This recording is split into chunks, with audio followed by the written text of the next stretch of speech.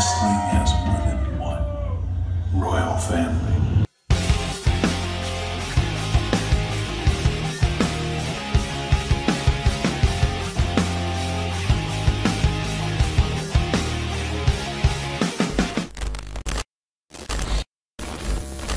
But this is not about the past. This is about now. Living in the moment, I'm getting goosebumps. The American Nightmare, Brandy. Oh, look at the referee. That's the legendary Earl Hebner. Earl Hebner, king of controversial calls, but certainly the man you want calling a championship. Ne cherchez plus un dieu, les amis. Ne le cherchez plus parce que Dieu est devant vous. Il s'appelle Cody Rhodes, tout simplement. Samedi soir, donc il y a 2 jours pour moi, on a eu le droit à un show se nommant All In. Ce show a été réalisé, produit, pensé par 3 catcheurs. Les Young Bucks et Cody Rhodes. Et voilà. Je dis que c'est un dieu parce que vraiment, bah bravo. Vraiment bravo à Cody Rhodes. Ce mec a mon respect mais éternel. Déjà depuis qu'il a quitté la WWE, déjà il faut avoir des couilles pour quitter la WWE comme ça, pour se reconstruire un tel personnage et pour arriver ensuite à avoir tellement une grosse pop et un tel soutien que tu peux construire un show et que tu peux vendre 10 000 places en moins de 30 minutes. Bref, ce show, bah voilà, c'était juste, enfin, incroyable au niveau de l'histoire, au niveau de ce que ça raconte. C'est incroyable, c'est le plus grand show indie de l'histoire et c'était pas le meilleur show de l'année, hein, les gars. Également, faut se calmer les gens qui disent que voilà, c'était le meilleur show. Il y a eu quand même des défauts, c'est pour ça également que je vais en parler. Voilà, c'est pas le meilleur show de l'année de l'histoire de tous les temps, faut pas déconner, mais ça fait comprendre à la WWE que c'est plus les seuls à pouvoir asseoir 10 000 culs dans des chaises. C'est pas les seuls à pouvoir remplir des salles de 10 000 places et que leurs superstars maintenant, c'est plus ces superstars-là qui sont les plus over. Les superstars les plus over maintenant, c'est les superstars indie. Et ils l'ont prouvé samedi soir à Chicago, Illinois. Et voilà, vraiment bravo. Dieu est devant vous, comme je l'ai mis sur Twitter. Ne le cherchez plus. C'est lui, c'est Dieu. Il s'appelle Cody Rhodes, tout simplement. C'est le vrai Dieu de l'histoire, le vrai Dieu du monde. C'est Cody Rhodes. Et je pense que je dirai ça pendant les 3-4 prochaines vidéos parce que voilà, ce mec le mérite. Et ça fait 20 fois que je revois son entrée à Cody Rhodes. Tellement d'émotion dans cette entrée, tellement de vrai, de véridique, d'importance. Je veux dire, le mec est accompagné par DDP, par Tommy Dreamer, deux des plus grands catcheurs de l'histoire. Il a son chien d'ailleurs, son chien qui est plus over Pharaon, qui est plus over que Roman Reigns et qui est plus over que les 3/4 du roster de la WWE. Mais bref, d'ailleurs son chien est magnifique, vraiment magnifique. Mais bref, tellement d'émotion, on le voyait pendant son entrée, le mec a failli, il avait les larmes aux yeux, mais ça se voyait et ça se comprenait, pardon. Et voilà, tellement d'émotion, c'est le meilleur instant, j'ai envie de dire, de la soirée, et très très content pour lui qu'il ait enfin gagné et qu'il ait rendu hommage à son père Dusty Rhodes en gagnant ce titre NWA, qui est le titre le plus ancien de l'histoire du catch et qui est un des seuls titres qui n'a jamais changé de design. Vraiment. C'est tous les titres de VE, tous les titres ROH, etc. Par rapport à cela, le titre NWA, c'est le seul titre aussi ancien encore en action qui n'a jamais changé de design. C'est ça aussi qui le fait aussi important, je veux dire. Il n'a pas changé de design. Ça le rend vraiment hyper unique, important et prestigieux, tout simplement. Bref. Ouais, je voulais vous faire une review de All In, les amis. Bienvenue sur cette chaîne, bienvenue sur cette vidéo. Je voulais vous faire une review de All In tout simplement parce que je voulais en parler, voilà, parce que j'avais envie, c'était un bon show. Et parce que, voilà, j'ai pratiquement jamais parlé de ce que j'aime et ce que je pense des shows indie et du catch indie tout simplement. Et bien c'est l'occasion tout simplement, voilà, le catch indie tout simplement, je trouve ça... ça a tellement progressé en quelques mois, en quelques années. J'ai commencé à regarder le catch indie à Wrestle Kingdom 11, le fameux Wrestle Kingdom 11. J'ai eu Kenny Omega contre Kazuchika Okada. Et je vous avoue, au début, enfin, je connaissais déjà, genre, les Young Bucks, Kenny Omega, Okada, je connaissais déjà de nom, mais genre, vers 2016 à peu près, 2015, plus 2016, j'ai commencé à regarder à partir de 2017, et je vous avoue que j'ai vraiment eu du mal à m'adapter, parce que, vraiment, dans l'année 2017 encore, le catch indie était trop typé New Japan, trop typé in-ring en fait. Et il n'y avait pas assez d'histoire, il n'y avait pas assez de trucs en fait. Et j'arrivais pas assez à m'intéresser à ça tout simplement. Et les Young Bucks également. J'aimais pas les Young Bucks. Vraiment, les Young Bucks, ils n'avaient pas de personnalité. Dans mes souvenirs, je me rappelle que chaque fois qu'il y avait une catchphrase ou quoi, à Raw, hein, à chaque fois qu'il y avait une catchphrase assez importante ou nouvelle à la WWE, ils la reprenaient, ils en faisaient un t-shirt, machin, chaque fois, donc les mecs n'avaient aucune personnalité, etc. Donc j'avais vraiment du mal avec les Young Bucks. Et voilà, je veux maintenant tirer mon chapeau aux Young Bucks, parce qu'ils ont réussi à gagner mon respect. Au début, c'était très compliqué, comme je viens de vous le dire. Je les aimais pas du tout, je trouvais qu'ils n'avaient pas de personnalité et qu'ils faisaient plus les chieurs qu'autre chose, etc. Voilà, ils servaient à rien. Et voilà, en quelques mois, ils ont réussi à monter avec leur Being the Elite. Ils ont réussi à se construire des vrais personnages, etc. Et vraiment, ils ont gagné mon respect. Donc vraiment bravo aux Young Bucks. Et voilà, le changement par rapport à 2017 et à 2018, c'est que maintenant, les Young Bucks sont deux de mes catcheurs préférés et une de mes équipes préférées. Tout simplement. Et donc vraiment bravo, ils ont gagné mon respect. Je pense que c'est pareil pour vous également. Ouais, mais moi voilà, vraiment bravo. Bravo aux Young Bucks. Et le catch indie, vraiment par rapport de 2017 à 2018, on a vraiment vu du grand changement. Parce que 2017, j'avais encore du mal jusqu'à fin 2017 en fait. Parce que c'était vraiment trop typé in-ring, il n'y avait pas assez de... Voilà. Et à partir de Wrestle Kingdom 12, le show là, le G1 je sais pas quoi en juin, qui a eu, où notamment Kenny Omega a battu Kazuchika Okada. À partir de là, ça a vraiment commencé à être bon et à ressembler un peu à la WWE.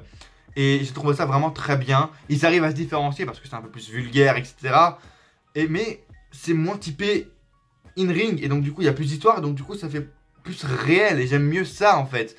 Et pour ce show, j'avais peur que justement, il soit trop typé New Japan. Et qu'il y ait trop de in-ring et pas assez de storyline, de storytelling. Et c'était le contraire. C'était vraiment...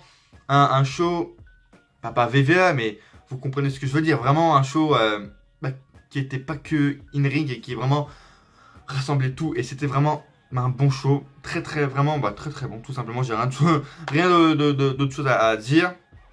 Et voilà, on va parler du show. Est-ce que c'est une réussite ou un échec? Est-ce que cette question se pose vraiment? Les mecs qui ont réussi à asseoir 10 000 culs dans des chaises en moins de 30 minutes. Les mecs... Je veux dire, ils ont construit à 3 ce show. Je ne sais pas. Ils ont construit ce show seulement avec des épisodes. Enfin, un épisode de 25 minutes par semaine sur YouTube. Je ne sais pas. Peut-être que. Non, c'est une réussite, je suis désolé. Et voilà, c'est une réussite surtout parce qu'ils ont enfin fait. Je pense que la VVE a regardé ce show et qu'ils ont compris que. Ils sont plus les seuls à pouvoir faire des trucs bien et à pouvoir remplir 10 000 places tout simplement. Et j'espère que la VVE va enfin se réveiller, etc. Et qu'on va avoir du meilleur, surtout à Raw. Hein, j'espère vraiment. Parce qu'on en a vraiment besoin. Voilà. On va passer au show parce qu'il y a un peu 12 matchs. Hein. Les Cody, etc. On va pas s'inspirer des meilleurs, on va pas s'inspirer de la VVE. Mais ils font quand même 2 matchs en pré-show, etc. Bref. Voilà. Mais ouais, c'était pas le meilleur show du monde, mais parce que les gars, faut qu'ils se calment, hein, c'était pas le meilleur show, mais c'était assez bon. Et voilà, j'ai marqué, j'ai envie de vous dire maintenant, Justin Roberts, vraiment très content qu'il ait été là. Ça rappelle tellement de souvenirs, comme je l'ai mis sur Twitter, ce mec. C'est un de mes annonceurs préférés de tous les temps. Vraiment, tous étaient très bons. Je pense à Greg Hamilton actuellement et Jojo, Lilian Garcia et ceux qui annonçaient... Je sais plus le mec qui annonçait Edge, comment il s'appelait, mais il était très bon également. Mais Justin Roberts, quand il a annoncé l'Undertaker, CM Punk, waouh. Et là, le mec ce soir a présenté Kenny Omega, le mec a présenté, je crois, des Young Bucks, Rey Mysterio, incroyable. Et il mettait tellement d'intensité et j'adore la voix et j'adore la présentation de Justin Roberts, vraiment, et j'étais très content à chaque fois qu'il présentait. C'est un peu con qu'il n'ait pas été le seul à présenter tous les catcheurs et tous les matchs, mais bon, c'est pas grave, mais c'était très très bon, vraiment. Très content. Et j'espère que Justin Roberts fera plus d'apparitions dans les prochains shows indie ou peut-être un retour à la VVE, on ne sait pas, même si j'en doute vraiment beaucoup. Voilà. Les points négatifs que j'ai retirés de ce show, tout simplement, c'est que les deux gros points, c'est que déjà il y avait beaucoup trop de botch, j'ai envie de vous dire. Et on va y revenir plus après. Vraiment, je vous dis le global là. Et des fois, c'est vraiment trop la kayfabe. Je veux dire, dans les matchs Fatal 4-Way féminins, à la fin du show, t'avais 4 gimmicks différentes. À la fin du show, elles redeviennent tous en mode normal. Elles cassent le kayfabe, elles se prennent dans les bras, etc. Christopher Daniels contre Stephen Amell. Bravo à Stephen Amell, évidemment. Je tiens mon chapeau à Stephen Amell. Mais voilà, à la fin du show, les mecs.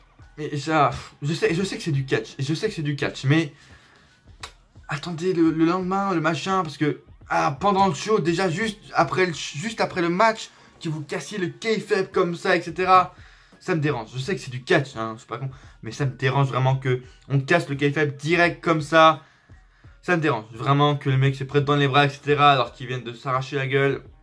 Ça me dérange vraiment. J'aime vraiment pas ça. Bref. Bon, on va direct passer au show principal. On va pas perdre de temps. Le pré-show, je vais en parler rapidement. Le premier match était assez bon. Le tag team, là, je sais plus qui. Le SCU contre The Briscoe Brothers. C'était, voilà, bon. Très bon pré-show. Hein. Mais d'ailleurs, ce qui change avec le pré-show de la VVE, c'est que là, pour le pré-show de All In, les 10 000 personnes étaient déjà là. Hein, il n'y avait pas que 300 qui étaient là. Les 10 000 personnes étaient déjà là pour le pré-show. Le Over the Budget Battle Royale, j'ai vraiment eu du mal parce qu'il y a tellement eu de botch. Ça commençait déjà là, mais non, c'était pas possible. Vraiment, c'était pas possible. Brian Cage, tout le monde botchait en fait. J'étais vraiment déçu par Brian Cage, etc. Tout le monde botchait. Les gars, ce qu'on comprenait pas, c'était vraiment assez vraiment fouillis. Il y avait pas assez de, non, c'était assez vraiment fouillis. Mais il y avait vraiment des gros noms par contre. Voilà, Tommy Dreamer, Bully Ray Dudley, Billy Gunn, etc. Vraiment de très gros noms.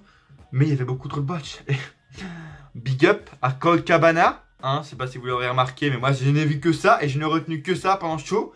Quand ils étaient à l'extérieur de ring et que t'as un mec et un ou deux mecs qui sont en train de frapper à la tête Colt Cabana et que Colt Cabana ne bouge pas et que à la fin il se rend enfin compte et que le mec prend un coup de poing et 10 secondes plus tard, oh, Colt Cabana est nul, vraiment.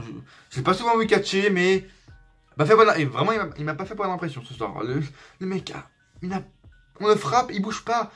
Putain, revoyez ce segment si vous l'avez pas vu, c'était vers le début du show, enfin le début du match.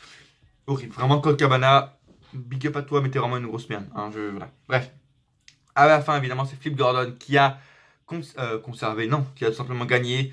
C'était un peu prévisible, j'ai envie de te dire, ils allaient pas mettre Flip Gordon genre all out, ils allaient pas juste mettre seulement lui, pas au show, enfin c'était, voilà, il devait être au show. Voilà, il a gagné parce qu'il était déguisé en un autre catcheur, donc du coup il a gagné à la fin, il a éliminé Bully Ray Dudley et il a gagné et il affrontera du coup plus tard dans la soirée Jay Lethal. Et j'ai d'ailleurs aussi des problèmes avec Jay Lethal, je vous en raconterai, je vous dirai ça tout simplement tout à l'heure. Matt Cross ensuite contre, je sais comment il s'appelait MJF tout simplement, voilà. Je croyais que j'avais trouvé le nom sur Wikipédia mais non, MJF. Voilà, on va pas y passer 15 ans, c'était un match, vraiment un opener, voilà, c'était pas non plus énorme, c'était pas le plus gros match de la soirée, c'était pas le plus gros match, c'était pas le pire match, mais voilà, il n'y a même pas eu de pire match, à part dans le pré-show, mais sinon il n'y a pas eu de pire match. Il y a vraiment des matchs avec lesquels j'ai eu du mal, mais c'était pas des mauvais matchs en fait. Donc voilà, victoire de Matt Cross, oui Matt Cross c'est ça. Deuxième match, et c'est le match avec lequel j'ai eu le plus de mal à me mettre dedans parce que les deux sont très bons, vraiment, encore une fois, grosse dédicace à Stephen Amell parce que là, le mec est un putain d'acteur à la base et le mec arrive à te faire des coast to coast. Le mec te fait des coast to coast. Voilà, donc vraiment gros respect à Stephen Amell parce que vraiment, les trucs qu'il a fait, il s'est pris une tape dans la gueule, etc. Mais, les botches, non, je pouvais pas, vraiment, beaucoup, mais en fait, il y avait des botches sur toutes les prises. Du coup, pour moi, j'arrivais vraiment pas du tout à me mettre dans le match. Et ils auraient pu faire des prises énormes. Non, j'arrivais pas du tout à me mettre dans le match. Il y avait beaucoup trop de botch pour que je me mette là-dedans. Et c'était un peu trop chorégraphié. Voilà, c'est le gros point. Et mais sur voilà, beaucoup trop de botch. Même Christopher Daniels, qui est un des meilleurs catcheurs actuellement du catch, n'arrivait pas à rattraper ce match. Il te botchait. C'est son best moonsault ever. Le premier, il a pas du tout touché. Stephen Amell, il te botchait plein de prises. Non, non, c'était beaucoup trop de botch pour que je me mette dedans. Donc c'est vraiment un des pires matchs. Voilà, c'était vraiment très bon et bravo à Stephen Amell. Mais au niveau des botch, non, c'était vraiment pas regardable. Perso, pour moi, j'ai vraiment pas apprécié. Victoire de Christopher Daniels parce qu'il fallait pas déconner non plus. Mais non, les botch, non, ça passait pas. Vraiment, ça ne passait pas. Mais voilà, ce que j'aimais bien, je l'ai mis maintenant et je vais vous le dire maintenant. Ce que j'aimais bien dans le show en général, c'est que tout en fait avait l'air important, je veux dire. Et c'est ça qui était bien parce que c'est un sport divertissement, mais c'est pas comme WWE en mode voilà, t'as que un match dans le pay-per-view qui est important, etc. Là, tout était important, je veux dire. Pour un match sur deux, il faisait la présentation de l'arbitre, qui est un arbitre spécial et très connu, etc. Il vendait la rivalité comme un truc incroyable. Les catcheurs étaient accompagnés, comme pour Cody Rhodes, ils étaient accompagnés de machin, de machin. Nick Aldis était accompagné de Jeff Jarrett. D'ailleurs, Jeff Jarrett, qu'est-ce qu'il foutait là, je ne sais pas. Et voilà, c'était vraiment, tout était passé comme important. Tout catcheur était passé comme le mec, voilà, c'était vraiment très très bien. Tout était important et c'est vraiment ça que j'ai bien aimé. Et c'est grâce à ça qu'on pouvait bien se mettre dedans.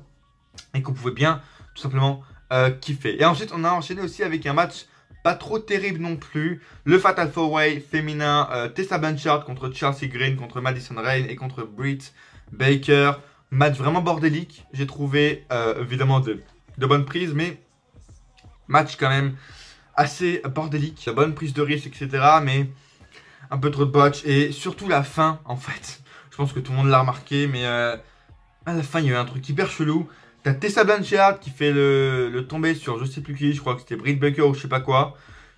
T'as le tombé, il y a 1, 2, t'as une meuf qui pète le tombé, et l'arbitre compte quand même 3, mais du coup vu qu'elle a pas complètement pété le tombé, l'arbitre a quand même compté 3, du coup il y a eu victoire alors qu'il y a eu cassage de tombé. Et en plus c'est ça que je n'ai pas compris également, c'est un Fatal 4-Way, et il y a eu des rope break, disqualification. Et je comprenais pas en fait, parce qu'il y avait des comptes à l'extérieur, mais peut-être qu'il n'y avait pas d'IQ, mais il y avait rope break, c'est ça que je comprends pas en fait, mais bref. Assez bizarre ce match, assez bordélique, mais c'était encore assez regardable. Vraiment plus regardable que le match d'avant. Évidemment, c'est une victoire de Tessa Blanchard, parce qu'il fallait pas non plus déconner, hein, comme le match d'avant. Et Tessa Blanchard, comme l'a dit un certain French Wrestling Beast, elle est future, elle va sûrement arriver à NXT dans quelques mois, enfin sûrement quelques années, quand elle aura fini son contrat avec la TNA, et j'ai hâte de voir ce qu'elle va donner. Et voilà, j'ai pas à la suivre non plus de fou, mais je sais que c'est un gros talent et que c'est la suite du catch féminin. Comme tout, comme je crois que c'était Madison Rayne, comment elle s'appelait, la brune un peu, je sais plus, je crois que c'était Madison Rayne, bref. Mais voilà, encore une fois pour remarquer, voilà, pour faire une remarque, le cassage de kayfabe à la fin où elles se prennent toutes dans les bras, j'ai vraiment du mal les gars. Faites ça, je sais pas, non mais faites pas ça en fait, tout simplement. Moi j'ai vraiment du mal, juste à la fin du match en plus, c'est... Encore, s'il y a une réelle importance, comme par exemple le Undertaker Triple H à WrestleMania 28, le Undertaker Roman Reigns à WrestleMania 33, ou à la fin du match, l'Undertaker va embrasser sa femme, etc. Il y a cassage de kayfabe, et là, ok, parce qu'il y a importance historique, etc. Mais là, non, vraiment, ça m'a dérangé. Ça m'a vraiment dérangé. Bref. Passons au meilleur match. Meilleur, vraiment, au niveau de la storytelling, je veux dire, la storytelling était évidente dans ce match. Cody Rhodes, ou Cody Ronalds, ou Cody tout simple, affrontait Nick Aldis pour le NWA World Heavyweight Championship, un des titres les plus anciens de l'histoire du catch, évidemment. Nick Aldis, je crois que je le connaissais de nom. Je crois il a pas fait un passage à la WWE, lui. Je sais plus, bref, mais il me dit quelque chose, en tout cas, il me dit quelque chose. Et voilà, le match était vraiment potable, mais voilà, ce qui nous accrochait le plus, c'est vraiment la storytelling en mode, voilà, est-ce que Cody va réussir à avoir ce titre, à rendre hommage à son père, etc. Voilà, l'entrée, si vous l'avez pas vu, je pense que vous aurez mis un petit extrait en même temps au début, mais si vous l'avez pas vu, allez la voir. Vraiment, l'entrée, on voit qu'il le mec est ému, on voit qu'il a été ému pendant tout le match, à la fin du match. Vraiment, bravo à lui, même DDP et Tommy Dreamer étaient contents pour lui, etc. On voyait vraiment que c'était un des matchs les plus importants de sa carrière et qu'il était vraiment content d'avoir ce titre et qu'il rendait hommage à son père et qu'il était vraiment, mais vraiment ému. Et ça faisait vraiment plaisir à voir. Et à la fin du match où 10 000 personnes acclament Cody Rhodes Pas parce que le mec est babyface et que voilà, c'est un bon babyface. Ils acclament Cody Rhodes parce que tout simplement le mec le mérite et ils sont contents pour lui. Tu sais, c'est pas babyface, ils l'acclament parce que c'est un babyface. Ils l'acclament parce que ils sont contents pour lui. Et moi, j'étais tellement content, j'étais tellement ému pendant ce match. Ce match m'a fait ressentir vraiment beaucoup d'émotions et vraiment, c'est un des meilleurs matchs, vraiment. Par contre, le sang, les gars, il nous a fait une Roman Reigns de 2016, vraiment. Où Roman Reigns avait pris un truc pour se mettre du faux sang. Il nous a fait une Roman Reigns de 2016, hein, quand il s'est battu avec Triple H, quand il allait sous la table, les gars, je veux dire, le mec fait une descente du coude et il s'ouvre. S'il vous plaît, les gars. Donc, c'était un peu niqué quand le mec est allé sous la table. Il s'est sûrement ouvert ou alors il a pris un flacon, il s'est versé du faux sang, etc. Mais quand il est sorti sous la table, après il était rempli de sang, bref. Un peu mal fait pour le sang, mais bon. Je pense que ça méritait pas. Après voilà, c'était encore une fois pour rajouter de la storytelling, pour ajouter de l'émotion. En mode, il est prêt à tout, il est prêt à saigner pour avoir ce titre. Donc c'est encore une fois assez beau. Il continue la destinée du titre en rendant hommage à son père, etc. C'est vraiment un très très beau match. Très content pour lui. Et Brandy Rhodes, tout simplement. Brandy Rhodes, c'est... Oh my god. Cody Rhodes peut être content. Je pense que Cody Rhodes peut être complet. Le mec a le titre le plus ancien du catch. Le mec avait des milliers, voire des millions de fans derrière lui, qui le considèrent comme le meilleur catcheur, et j'en fais partie. Et le mec a une femme magnifique. Oh my god. Magnifique. Bref, Brandy Rhodes.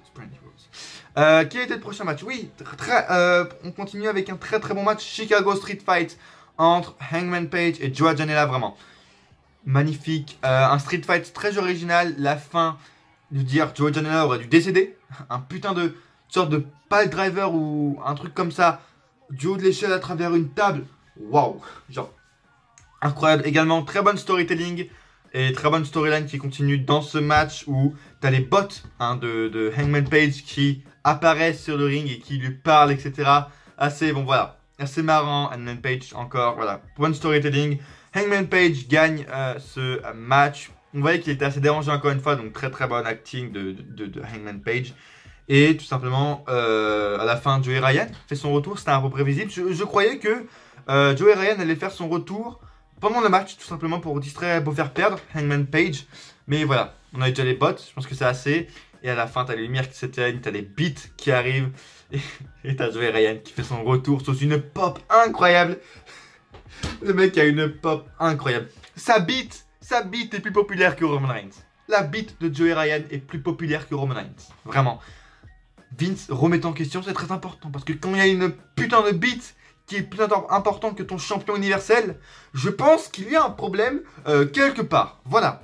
Et on va passer à un des matchs également que j'ai le moins aimé, comme le Christopher Daniels contre Stephen Amell. C'est le Jay Lethal qui affrontait pour le ROH Championship Flip Gordon, tout simplement. Et j'ai eu un gros problème avec ce match. J'ai pas réussi à me mettre dedans, tout simplement parce que déjà, la victoire était assez prévisible de Jay Lethal. La fin du match était prévisible. Et quelques botches, mais surtout... le mec qui recopie Randy Savage. J'ai un problème avec Jay Lethal. Non, ça ne passe pas en fait. Là, le mec, le fil rouge était vraiment son personnage de Randy Savage. En mode, quand tu le tapes, il devient Randy Savage. Si tu le retapes, il redevient Jay Lethal. Je sais pas comment vous dire, mais ça m'a dérangé que le mec fasse Randy Savage, qui recopie Randy Savage. Vraiment, il le fait très bien, bien sûr, il n'y a pas de problème avec ça, mais ça m'a dérangé. Vraiment, non, j'ai eu un problème avec ce match, vraiment, j'ai pas apprécié. Il y a eu des bons trucs, hein, je dis pas le contraire, mais j'ai pas réussi à me mettre dedans. Ça m'a... L'usurpation de Randy Savage, j'ai vraiment pas apprécié du tout, ça m'a vraiment pas fait rire. Ça me faisait plus chier qu'autre chose en fait, parce que le mec, je sais pas s'il a un vrai personnage ou s'il fait tout le temps ça, mais non, j'ai vraiment pas apprécié. Je sais pas comment vous le dire, mais j'ai pas apprécié du tout ce Randy Savage. J'ai juste bien aimé le spot vers la fin où il recopie, putain, j'arrive plus à parler pendant cette vidéo. C'est la rentrée évidemment, parce qu'on est le 3 septembre aujourd'hui, dans 3 heures je reprends, hein. Bref, comprenez-moi s'il vous plaît, d'accord? Hein, dans 3 heures je reprends. Peut-être, je vous fais évidemment cette vidéo parce que je sais même pas si demain il y aurait une review de Monday Night Raw, parce que j'aurais peut-être pas le temps de faire une review, parce que j'aurais peut-être court, parce que je ferai peut-être du 8h-18h, je ne sais pas. Donc c'est pour ça que je vous fais cette vidéo, parce que je ne sais pas si demain il y aura une review de Raw, de SmackDown, je n'en sais rien. à cause de l'emploi du temps. Donc suivez-moi sur Twitter, c'est très important pour savoir si j'ai un bon emploi du temps ou pas. Et s'il y aura une review de demain ou pas. Très important de me suivre sur les réseaux sociaux qui sont dans la description. Bref. Comme je disais, j'ai bien aimé le segment à la fin où ils recopient le match Hulk Hogan contre Randy Savage.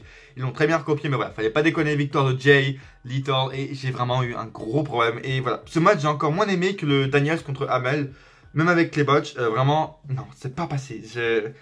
Vraiment, je sais pas comment vous le dire, mais j'ai vraiment pas aimé ce match, vraiment. Le prochain match, c'était le Kenny Omega qui affrontait Pentagon Junior, Penta L0, Zero Fiero, je crois que c'est ça. Bref, magnifique match, vraiment. Je suis pas fan du in-ring simplement, mais là il y avait également une bonne storyline. T'avais deux gros personnages surtout qui s'affrontaient, c'était deux gros caractères assez forts qui s'affrontent. Donc déjà, le in-ring t'accroche beaucoup, mais surtout quand t'as deux gros caractères aussi importants. Et voilà, aussi gros caractère que ça dans le monde du catch et aussi important dans le monde du catch qui s'affrontent, tu ne peux qu'apprécier. Et vraiment, c'était un très très bon match. Les deux ont dominé. Ils sont, je sais pas comment ils sont encore vivants. Vraiment, ils ont fait des trucs en mode pile driver sur pile driver, je sais pas quoi. Dragonplex ou Takahashi s'est brisé la nuque il y a quelques semaines de ça. Je sais pas. Vraiment, je sais pas comment ils ont fait pour survivre et pour pas se casser la nuque. Vraiment, bravo à eux. Ils ont fait des trucs incroyables. Victoire de Kenny Omega à la fin avec son... Je sais plus comment ça s'appelle. Vraiment, je sais plus. À chaque fois, j'oublie. Mais très très bonne prise de finition. Et magnifique, magnifique match. Vraiment. Deux gros caractères qui s'affrontent. C'était très très bon. Pourquoi, d'ailleurs, juste, Kenny Omega n'avait pas son titre IWGP. Ça, j'ai pas compris par contre. Je comprends pas. Parce que en plus, Justin Roberts l'a annoncé en tant que IWGP Champion. Mais il n'avait pas son titre. Bon, peut-être qu'il l'a perdu, je ne sais pas. Mais voilà, magnifique match. Et à la fin du show, on a évidemment les lumières qui s'éteignent. Je m'attendais à un truc comme Neville, etc. En mode... Parce que voilà, les gens disaient que c'était mort. Moi, je m'attendais quand même à un truc avec Neville. Pourquoi pas? Je me disais, il pourrait avoir un truc, même si je vous l'ai dit dans mon Every Catch, où je parlais de Orleans, je vous ai dit que, voilà, 90 jours, je pense qu'il aurait 90 jours de close, donc c'était impossible. Mais, pourquoi pas, vu que ça fait un an qu'il est plus sous contrat, que son contrat est gelé, je ne sais pas, donc peut-être. Donc je m'attendais peut-être à un retour de Neville en mode là, qui arrive en mode nouveau main eventer de la New Japan et qui va affronter Kenny Omega, mais non, fallait pas déconner non plus. C'est Chris Jericho, tout simplement à la fin, qui arrive déguisé en Pentagon, en Penta L0, et qui attaque Kenny Omega. Et voilà, tout simplement pour continuer et pour intensifier sa rivalité avec Kenny Omega et Cody Rhodes, etc. pour son Jericho Cruise. Et il a dit à la fin du show, à la fin de l'attaque, tout simplement, à Kenny Omega qu'ils vont se retrouver au Jericho Cruise, tout simplement. J'ai hâte de voir ce Jericho Cruise, cette croisière. J'ai hâte parce que vraiment le mois d'octobre va être chargé. Les gars, je crois qu'on n'est pas prêts. On a WWE Evolution, on a le Super Showdown, on aura El Nocel là bientôt avec Jeff Hardy Randy Orton, et on aura le jeu WWE 2K19, on aura le Jericho Cruise, et je crois que j'oublie un autre truc, mais bref, ça va être énorme. Le mois d'octobre, au niveau du catch, ça va être incroyable. Bref, hâte évidemment de voir Jericho contre Omega, Jericho Cruise, etc. Et voilà, une pépite. Ce match était vraiment, pour revenir au match Omega contre Pentagon, ce match était vraiment une pépite, et bravo et respect aux deux parce qu'ils se sont arrachés la gueule, vraiment. Kazuchika Okada affrontait Marty Scurll. J'ai bien aimé la construction de la rivalité en mode Marty Scurll qui a été vénère parce que tout le monde le taclait en mode t'es qu'un junior heavyweight. Okada qui dit à la fin du match tu vas ensuite retourner, tu vas aller à 205 Live, etc. Bref, incroyable. Par contre, commencez pas à détruire 205 Live comme ça, d'accord? 205 Live c'est bien, ok? Donc calme-toi Okada, hein? Tu te calmes Okada, parce que 205 Live c'est bien, d'accord? J'ai bien aimé le match, même s'il a mis un peu longtemps à arriver. Il y a eu beaucoup de faux rythmes également. Et c'est vraiment le type de match que j'aime pas comme ça. Où genre, il y a des prises, on arrête. Il y a des prises, après on arrête. Il y a des prises, un gros faux rythme comme ça. Le match était bon, mais trop de faux rythmes. Il a mis longtemps à commencer. Et le gros point négatif que j'ai vraiment pas aimé, c'est que vu que Marty Scurll est un cruiserweight et que Okada est un heavyweight, toutes les prises basiques que fait Marty Scurll sont passées comme un putain de finisher OMG Tombstone Pile Driver sur Okada. Et ça, j'ai vraiment pas apprécié parce que je me dis, Okada en mode le mec qui se prend une Falcon Arrow, une superplex, le mec, oh, ouf, j'ai pris la prise de ma vie. Les gars, tu te prends ça 10 fois par match. Là, tu te le prends une fois parce que c'est un cruiserweight, ça doit être énorme. Ça, c'est vraiment, que ce soit New Japan, que ce soit WWE, partout, je n'aime pas des trucs comme ça en mode une prise normale est passée pour une prise incroyable alors que le mec dans des matchs d'avant se le prend 20 fois et que ça lui fait rien. Bref, ça, c'est vraiment un truc que j'aime pas. Et vraiment, voilà, moi j'aurais mieux aimé que ça soit construit en mode une victoire de Marty Scurll et Marty Scurll en mode qui n'ait pas peur. Là il avait pas peur mais quand même des fois il hésitait. Alors que la rivalité était construite en mode le retour du vrai villain, hein, parce qu'il en avait marre de toutes les critiques. Et donc là il avait dit que ce soir c'est le retour du vrai villain. Et donc du coup j'avais envie de voir un Marty Scurll qui détruisait et un Okada qui avait du mal à battre Marty Scurll, etc. Et voilà, le match n'était pas assez construit comme je vous l'ai dit en mode Marty Scurll peut battre Okada. C'était vraiment construit en mode est-ce que Marty Scurll peut affronter et peut tenir face à Okada. Et j'ai vraiment pas trop aimé ça. Et voilà, le match dans l'ensemble était assez intriguant. Je croyais vraiment à une victoire de Scurll, pourquoi pas, mais bon, victoire de Okada. Et le main event, voilà, Spotfest à gogo. The Golden Elite, donc Matt Jackson, Nick Jackson et Kota Ibushi affrontaient Bandido, Rey Fenix et Rey Mysterio, qui a été également annoncé et présenté par Justin Roberts. Magnifique, magnifique. Et voilà, ce match, ça a commencé direct. On voulait que ça commence direct, ça a commencé direct. Spotfest à gogo, ça s'est pas arrêté une seule seconde, c'était un peu court. Même Matt Jackson, enfin Nick du coup, Nick Jackson l'a dit sur Twitter. Le seul regret de ce show, de son show, c'est que le main event a duré était un peu trop court. Et c'est ce que j'ai remarqué parce que je me suis dit, quand j'ai regardé les replays, il restait plus que 10 minutes de show et il faisait à peine les entrées. Je me suis dit, attends, il y a un problème là. Bref. Mais voilà, le match, on l'a pas vu passer. J'ai vraiment cru qu'il a duré 15 minutes au moins, alors qu'il a duré que 10 minutes. C'était vraiment très très bon. Spotfest, c'est ce qu'on voulait voir. Il y a eu de gros affrontements, Kota Ibushi contre Rey Mysterio, etc. Des gros Spotfest, des moonsaults à l'extérieur de ring, des machins, magnifique, vraiment, c'est ce qu'on voulait voir. Spotfest à gogo. Et j'ai pas été déçu. Victoire de The Golden Elite, par contre.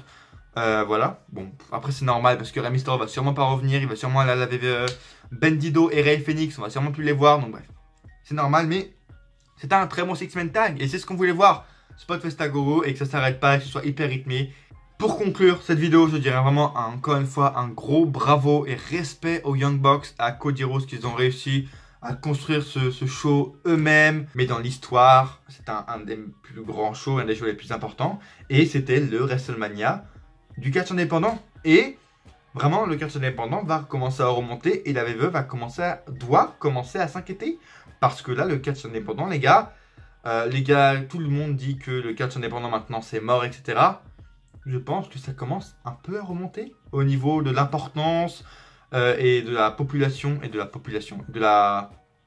comment on dit, de la popularité que ça commence à avoir. Voilà, j'ai réussi à trouver le mot. Ils ont mis des talents en avant, ils nous ont fait découvrir des talents qu'on ne connaissait pas et j'ai hâte de voir la suite. Est-ce que est-ce que le catch indépendant va redevenir aussi important qu'avant? Est-ce qu'il va commencer à être aussi important que la WWE, tout simplement? Est-ce que les gens vont commencer à suivre autant le catch indie que le catch WWE? C'est ce que je suis en train de faire, vraiment.